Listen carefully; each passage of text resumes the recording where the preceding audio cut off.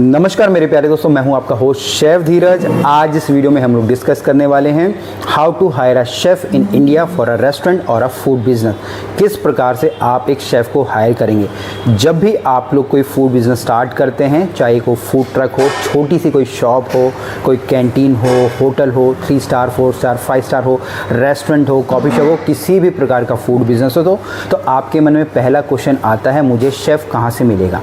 Obviously अगर आपके पास chef नहीं होगा और एक अच्छा शेफ़ नहीं होगा तो आप अपने बिजनेस को कैसे रन करोगे। क्या है, रिसेंटली हम लोगों ने हमारी जो मैन पावर हायरिंग की सर्विसेज स्टार्ट करी थी, ठीक है। और आप लोगों को मालूम होगा हम लोग जो कंप्लीट कंसल्टेंसी करते हैं, ऑनलाइन ट्रेनिंग्स हमारी होती है, ऑफलाइन ट्रेनिंग्स होती है, जिसके कि अंदर हम लोग कंप्लीट सेटअप्स करते हैं A to Z। अब यहाँ पे इस सेगमेंट को स्टार्ट करने का मकसद था कि आप लोगों के लिए हम लोग शेफ़ हायर करें और एक इस वीडियो को आप एक जनरल कॉमन तौर पे भी देख सकते हो, इसको समझ सकते हो, ताकि अगर आप कोई एक फूड बिजनेस स्टार्ट कर रहे हैं तो आपके पास सही एम्प्लॉय आए। अब हमेशा होता क्या है, जब भी हम लोग हायरिंग पे जाते हैं तो हमारी जो हायरिंग होती है रॉन्ग हायरिंग होती है। या तो हमको एम्प्लॉयज़ मिल ही नहीं पाते, उसके पीछे भी रीज़न है, वो भी मैं आपको बताऊंगा। दूसरी, या तो हम लोग रॉन्ग हायरिंग कर लेते हैं, जिसके के कारण जो एम्प्लॉयज़ हैं हमारे पास टिक के रुके काम ही नहीं कर पाते हैं। तो सबसे पहले हमको यही समझना है। आप लोगों ने स्टार्ट किया, आप लोगों ने यहाँ पे हमारे अलग अलग तरीके हैं, कई सारी ऐप है, वहाँ से आप लोग हायर करते हो, कई सारे कंसल्टेंट हैं, हम लोग भी हायरिंग करते हैं, हमारा भी प्लेटफॉर्म है शेफ़ ढूंढो के नाम से, उसके थ्रू हम लोग हायरिंग करते हैं। अब यहाँ पे आप लोग अप्रोच करते हो और आप लोग बोलते हो कि भैया मुझे एक शेफ़ चाहिए अपने फूड बिजनेस के लिए।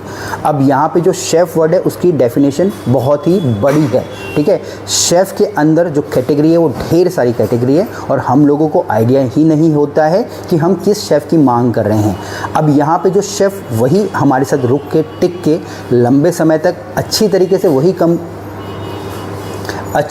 वही काम कर पाएगा जो कि हमारे बिज़नेस से रिलेट करेगा।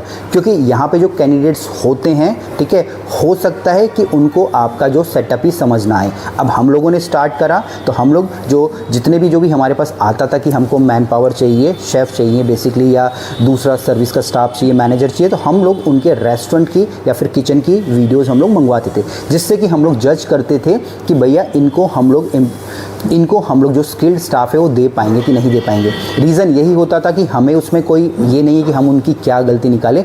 रीज़न यही होता है, जो एम्प्लॉयज़ होता है वो जानना चाहता है कि भाई वो कहाँ पे काम करने जा रहा है, क्योंकि इसको बिना जाने हुए, ठीक है, वो कभी भी वहाँ टिक के काम नहीं करेगा। अब यहाँ पे जब भी हम लोग